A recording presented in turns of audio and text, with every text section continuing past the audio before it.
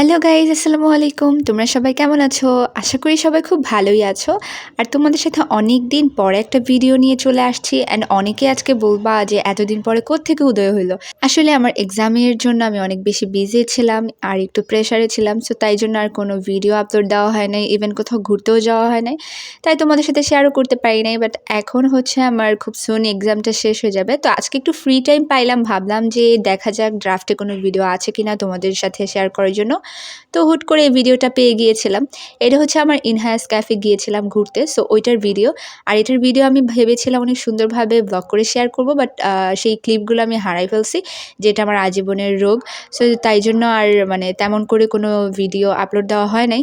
So যাই হোক, এই যে ঘোরাঘুরির কিছু ভিডিও তোমাদের সাথে আপলোড করলাম। যারা সিলেটবাসী রয়েছে তারা কম বেশি ইনহান্স ক্যাফ রেস্টুরেন্টটা চেনো।